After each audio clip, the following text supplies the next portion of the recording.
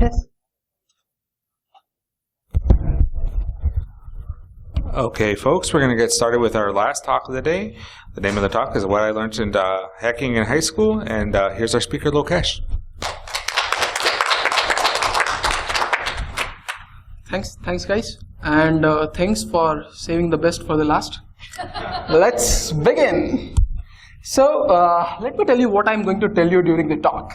We'll start with why I learned this. So this 20 minutes talk is more or less a journey of how I started hacking and how I learned all these things. And I'll cruise you through how I created the lab environment, what did I learn, how you can learn, some of the opportunities we can talk, and finally we'll end this with conclusion. So something about me. Currently I'm working as a security engineer at Cisco. Recently graduated from Northeastern University, Boston. Sometimes I blog, and this is my handle, and if you have any questions you can reach me at my email address as well. So a customary disclaimer, all the things that I'm going to show are illegal, so please don't try without permission. This is strictly a violation of federal and sometimes state laws to try out these tools and techniques on resources where you don't have permissions, so please get a written permission for that. And yeah, and I will not assume any responsibilities of anything, me, neither my mentor or this conference. So let's start with why learn this, why hacking. So before begin talking about hacking, let's delve into something called as pen testing. This is a cool definition from NIST.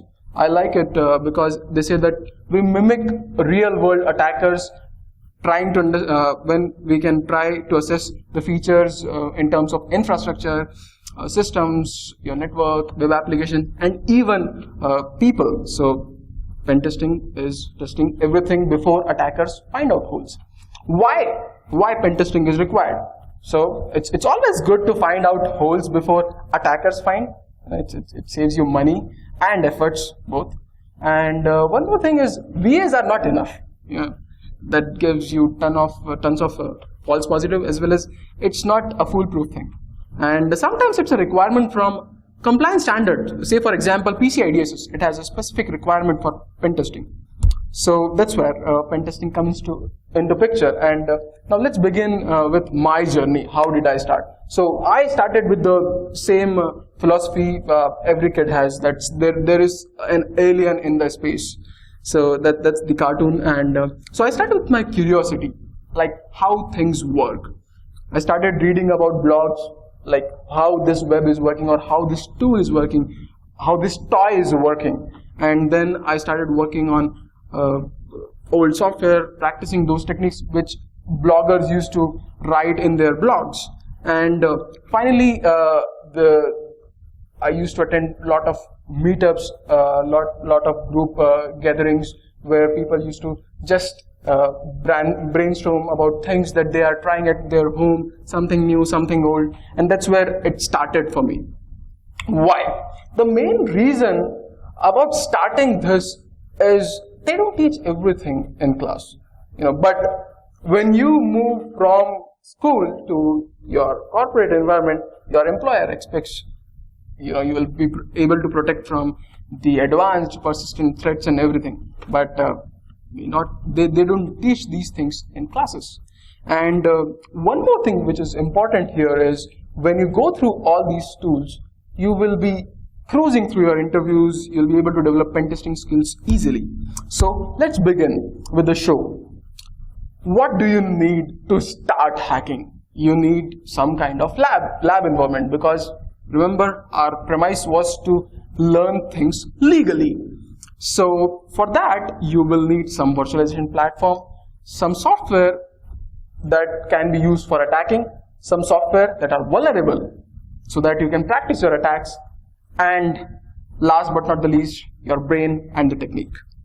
So the infrastructure, I started with my old PC, and it's surprising to know that my PC had 256 MB RAM, whereas my phone has 2 GB of RAM. So yeah, so I started with some old hardware, but virtualization platform software, they came to my rescue. So I started with free virtualization software such as VirtualBox, but when I joined Northeastern, one good thing happened. They give out free tools, so I got free license for VMware workstation, and that really worked wonder. So that's where I got into VMs, and now the next thing was to install attacking operating system. So a go-to tool is Kali Linux. Kali is an operating system, combines various attacking tools. You name it, you have the tool in that operating system. So if you want to do information gathering, vulnerability assessment, exploitation, to forensics, to memory corruption or password testing or anything, it's a good tool to have in your armory. But there are other operating systems that are available that one can use. I have, so last year when I was interning at Cigital, I started delving deeper into Samurai, because my job was pertaining to more of web application exploitation. And that's where I came to know about Samurai. But at the same time, we have OS like Santoku. So when I took a forensics class, this operating system helped me a lot, because it has a bunch of tools for forensics. So you don't have to install one by one all the tools, but you have got everything. So there are a bunch of other tools that you can do. Also, recently there are frameworks that have come into existence, like Pentest box, API, or Pentesters framework, that you can install on top of your Windows. So I have installed Pentest box and API. API is specifically for mobile application pen testing, and that's one of the coolest tools. You can just run it on your Windows box. Now you have installed attacking software. What next? Now we have to install vulnerable platforms as well. So so I started with Metasploit, but it has got upgrades to Metasploitable 2. So Metasploitable. So it's a good offering from offensive security. It has bunch of vulnerable services, web applications, everything, you name it, so that you can try your attacks. You can read on how to exploit things, and here is an operating system full of vulnerable software. You can just launch your attacks on this operating system. There are specific images for vulnerabilities from Pentester Lab or VulnHub, so I wanted to try Heartbleed, but I cannot just attack any server in the wild. It's illegal. But how will a curious student like me will try those things? That's where specific images comes into picture, and I downloaded Heartbleed specific image to test Heartbleed attack, SQL injection specific image for trying out more of SQL injection. There are web applications available, WebGoat, that I love myself, because it has lesson format. So I get to know injection attacks, then a solution, then cross-site scripting, then solution. And now that we are moving towards mobile application age, we have a bunch of applications which are vulnerable to all sorts of mobile vulnerabilities. GoDroid, Insecure Bank V2, one of the application written by one of my friends, DVIA on iOS platform. So these are the things that you can install on your machine. So some of the things I have already installed on my machine. I test it day in, day out. But there are cloud-specific images like hack.me that you can use. I have used it myself. Now coming the hardest part, like how to learn. Software will not teach you hacking, because it's not point and shoot where you install Metasploit, you install Metasploitable and start attacking. No, it doesn't happen like that. You need to know the fundamental. And where do you get all these fundamental? OWASP is a great resource. I refer OWASP a lot. I started my journey in web application security with OWASP. So even now, whenever I get doubt, I just go back to their site. They have good resources on how to attack how to find a particular vulnerability, how to resolve that vulnerability, and what are the mitigations. Then comes the blogs. So I started, so I mentioned earlier that I used to read a lot of blogs. Now security researchers have started putting up specific blogs on vulnerabilities. I have mentioned Project Zero as one of the example, because they have specific things on system security. So all the system security is not one of my areas of expertise, but I try to read those things just to get a small understanding of that. Those kind of things, that keeps your juices flowing in your mind. And then conference talks like this. So earlier in the day, I was in a talk where someone was describing Wi-Fi pen testing. That's where I get to learn more about Wi-Fi. So attending these kind of talks helped me a lot in learning.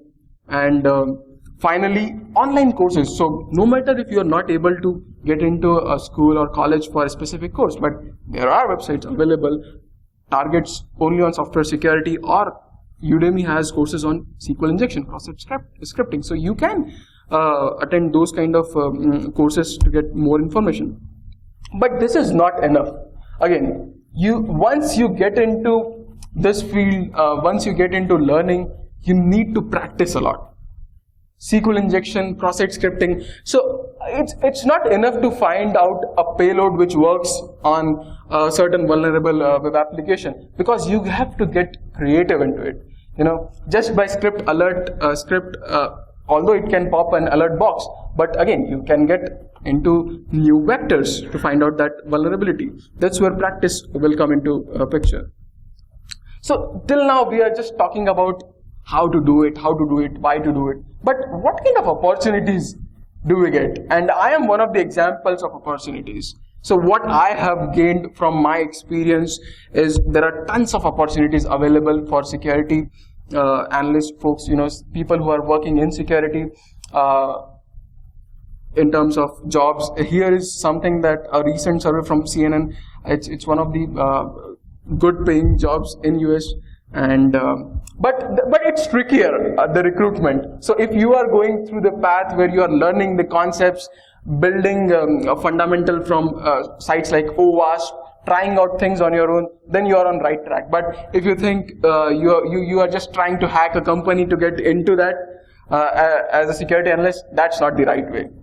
That will put you behind the bars. So nowadays companies are getting more hands-on. So last year when I was giving my interviews, most of the companies they have put up a vulnerable website. So what they wanted from the candidates is to attack that site and get as much as vulnerabilities and report it in a format that a pen tester will report. So those kind of things are getting into industry, more hands-on. It's not about theoretical, and that's where all the learning will help you. So what else we can do, and what else I rely on to learn my skills? The next thing is Wargames and capture the flag competitions. As you can see outside this room, we have a capture the flag competition going on. There are new techniques, new vulnerabilities that are being the participants will be exposed to. So one of the things that I'm mentioning here is over the wire. So it's good that you are able to attend the conference and participate in CTF. But if you are not able to attend the conference, what will you do? So over the wire has bunch of challenges based on web application, SSH or other things. You can just try out those things and learn things. I personally like over the wire because I have tried their web app challenge, and they have good levels like 1, 2, 3 where you start from basic and then go to advanced stage. The other thing I do a lot is online challenges. So with the exposure that web application security is getting in the industry, most of the companies are putting up challenges. So last year Google put this cross-site scripting challenge, and there were 5 levels. The moment they dropped it in, they made it live. I tried this, and there were 5 levels, and I was able to do all the 5 levels. I tried to blog it on my blog. I wrote all the walkthroughs. So walkthroughs are important. So the way I do it is I try my best to get the vulnerability, get the exploit working. But sometimes I'm not able to get success. So what I do? I go back to walkthroughs. So Cure53 is one of the resources that I go back for getting to know what kind of payloads they are using for passing different challenges. So consider if a challenge is to do a cross-site scripting with just 11 characters or 15 characters. I don't know a payload of 15 characters which will give an alert box. But when I go back to Cure53, I get to know those kind of things. So that's where your walkthroughs will come into picture. Now shifting gears again. So you have gained a lot of knowledge. If you are following it with me, I am cruising from starting, like I started with my curiosity, then I created a lab, and I practiced challenges in open environment in cloud. But now what? I stumble upon 0 days. I stumble upon web application vulnerabilities. How to deal about that? And one of the things that I do myself is responsible disclosure. So that's the reason I'm wearing a white T-shirt here, because yes, we are white hats. We are not black hats. Where I'll not sell the vulnerability in black market. I responsibly disclose the vulnerabilities to vendor. I have disclosed critical vulnerabilities to vendors in the past and do it on regular basis. This builds the trust between the vendor and the security researcher, as well as it gives you name and fame, and sometimes money as well. So just because, a few months ago I was a student. So how to make money when you are a student with responsible disclosure? Bug bounties. So CTFs are cool, but they don't pay you money. And that's where bug bounty comes into picture. Your responsible disclosure will not only gives you name and fame, but also money. So I started my stint in bug bounty more than a year ago, and I responsibly disclosed vulnerabilities to sites like Sony, Prezi, Eventbrite, and recently, 2 days ago, I disclosed a vulnerability to United, although they are still in a phase of triaging it.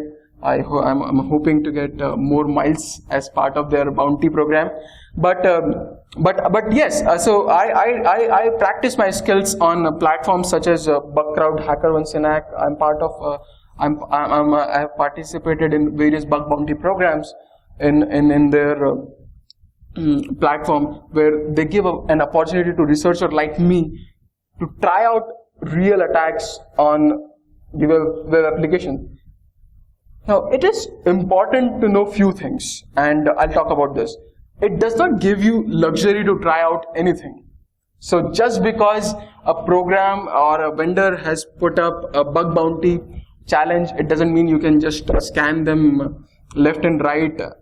Again, go back to the slide that we started pen testing. The more important thing was scope. You always have to have permission, and scoping is really important. So sometimes, in my experience, what people do, what vendors do is they put very specific things for testing. So like Google, initially they started with google.com, and then they integrated more services into bug bounty program, and recently with all the crazy things happening around Android world, they have put Android into their vulnerability disclosure program. So that's one of the things that I personally think that we need to follow is scope.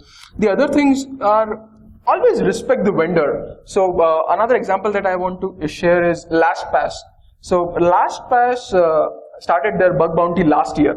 So I reported a few bugs to them, and I totally forgot that I've reported, but they actually fixed those vulnerabilities last month. So it's almost a year. They took almost a year to fix those vulnerabilities that I reported to them.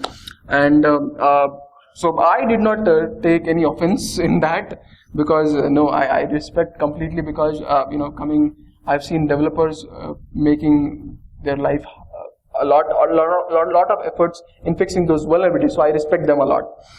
The other thing that I really watch for, I really recommend is don't copy paste another researcher's report. It's their work. Always give credits, and there are a lot of cool bugs to find. Get creative and find new things.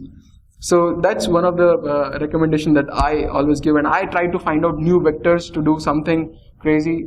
Various business logic bugs are still out there to find. So coming to conclusion, I ran very fast. I don't know if I'm like just 15 minutes and I covered everything. But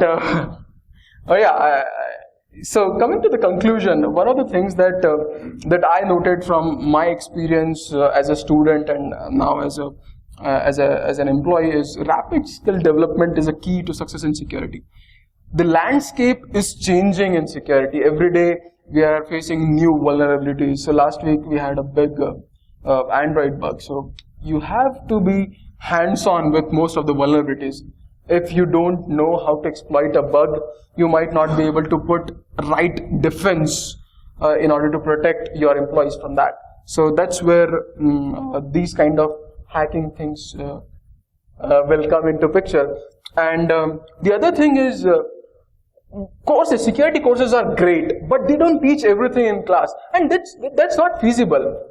Also, because my teacher, my professor told me how to do a SQL injection, but he just showed me one way. Yeah, that's fine because he did not have time. But as a student, it's my responsibility to try out different SQL injections and try out how I can extract more data, how I can do it differently. And that's more important here. You don't have to restrict yourself to the class. And the other thing is, it's always good to gain a real experience of exploiting the vulnerabilities instead of just writing it theoretically that yes, there is a side channel attack and that can extract my passwords and everything in 2 million years. So it's always good to have a rationale behind whatever you are recommending. So that's where these all skills will come into picture, and everything has helped me a lot from my journey as a student in Northeastern to my internship in Digital and right now in Cisco. So that's it from my side. These are the references. I'll put all these slides on SlideShare so that anybody can look into it. And any questions? Okay, first off, this presentation, you have this. I'm sorry? You have this presentation. Yes, I'll put this up. As of now, it's not online. So here's the real question, and you don't have to answer. I'm not surprised. For like a kid that's on the wrong way, too much to the dark side. You could talk to him and say, "Hey, don't cross this." So, Theoretically. short answer, I don't know. Yeah, like my friend's 12-year-old kid got knowledge torture. So yeah, short answer, I don't know how to stop a kid. I can talk to my mentors here. They are more experienced. I'm still in the learning phase. But something that I have learned from my professors is always be on the right side. Like, be responsible in whatever you are doing. And you'll be surprised to know that we have a course, Network Security Practices. We had a course, and we had a specific question that what will you attack? And 4 answers. 1, you have specific permissions from the responsible party. So people are putting effort in teaching in classes that please do not attack in wild. It's like spin up a virtual machine and hack yourself. Look what it looks like on the other side. Look at what. Well, I don't know. I'm going to be wrong with that. Yeah, because I was reading a story. I think 2 weeks back that some intern got fired, and some crazy things happened in internship. So yes, internship is dicey, but it's security is really there's a very thin line between right and wrong, black and white. So. Yes, I did a phenomenal flight and easy answer exactly what you said. That's all I'm critical. I was going, I think there's, You may give. I think there's a few words that we call, and I actually said it,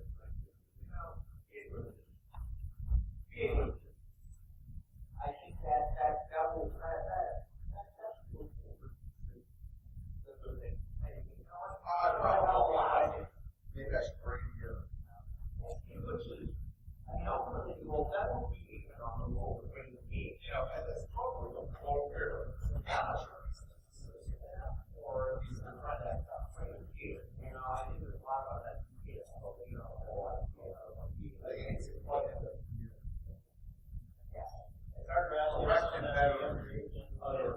say that as a long term. It's hard to actually someone at a younger age. We think way someone that is long term with the game going to get a long term career in security. They're not way potential risk walking away. Yeah, that's not our place. Oh, I got a question.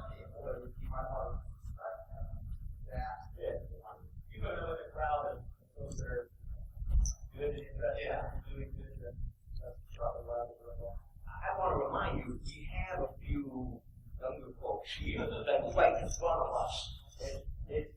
I don't know. They're not assholes. Hey, keep it down. Yeah, but be a good listener. Yeah, thanks. I think unity is a good answer. Yeah. And that's what I'm seeing in myself. The people matter.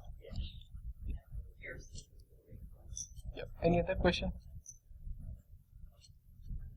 So, yeah, I want to thank a big thanks to my mentor Ming for being with me for all this time and putting this talk up. And thanks to BSides for having me here.